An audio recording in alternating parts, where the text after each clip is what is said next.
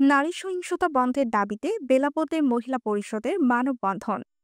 মোহাম্মদ বাদল মিয়া, বেলাবো, নরসিংদী প্রতিনিধি।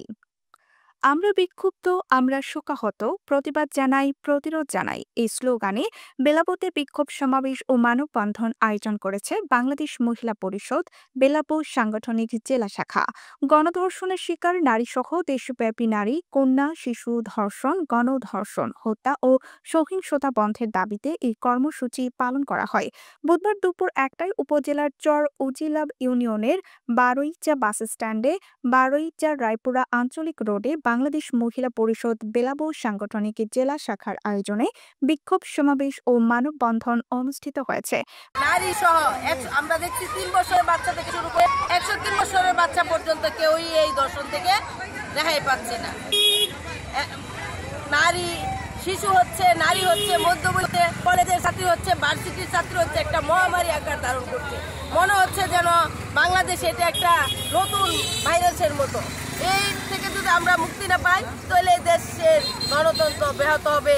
আমাদের যাত্রাপথ, নারীর যে উন্নয়ন, নারীর যে অগ্রগতি, সেটা মানে পিছিয়ে হচ্ছে। কারণ নারীরা এখন ঘর থেকে বের হলে আতঙ্কে থাকে, মানে আশঙ্কায় থাকে যে নারী কোন দিক থেকে বিপদগামী হয়। প্রত্যেকটা মা এখন তার সন্তানকে বাইরে দিলে খুব চিন্তিত থাকে যে মেয়ে মার্চ আন্তর্জাতিক নারী দিবস পালন করছি, কিন্তু এবারে ৮ মার্চ আনন্দের দিন হিসাবে আমরা পালন করতে পারি না। চতুর্দিকে খুন, ধর্ষণ, গণধর্ষণ এবং নারীর প্রতি সহিংসতা এক ভয়াবহ আকার ধারণ করছে। বাংলাদেশের জন্য আজকে নারী এগিয়ে যাওয়া, নারীর কার্যক্রমকে অগ্রসর করার ক্ষেত্রে অন্যতম প্রধান বাধা হয়ে দাঁড়িয়েছে এই নারী ধর্ষিত হওয়া এবং ধর্ষণের পরে নানানভাবে বিভীষিকাপূর্ণ পরিস্থিতির নারীকে হত্যা করা। আমরা দেখলাম আসিয়ার ঘটনা, আমরা বাংলাদেশের বিভিন্ন ডিস্ট্রিক্টে আমরা তার বিভিন্ন ঘটনায় লজ্জিত, ক্ষুব্ধ। বর্তমানে আমাদের বারৈচা বাজারে, বারৈচা বাস স্ট্যান্ডের পাশে একটা নারী গণধর্ষণের শিকার হয়েছে। আসামি রাজুকে ধরা হয়েছে, কিন্তু তার অন্যতম প্রধান যে আসামি, সেই আসামিকে ধরা হয় নাই।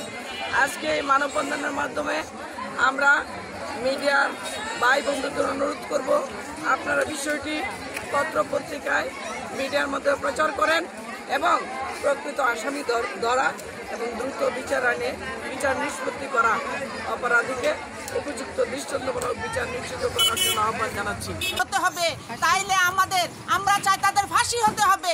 এমন দৃষ্টান্ত দিবেন যাতে কোনো দর্শক আর ধর্ষণ করতে না পারে। আপনারা জানেন মাগুরার আসিয়ার কথা, ৮ বছরের মেয়ে কোনো অন্যায় করেছিল না, সেই ৮ বছরের আসিয়াকে ধর্ষণ করে তারা হত্যা করেছে। আমরা এর অত্যন্ত প্রতিবাদ জানাচ্ছি এবং তাদের দৃষ্টান্তমূলক শাস্তি কামনা করছি।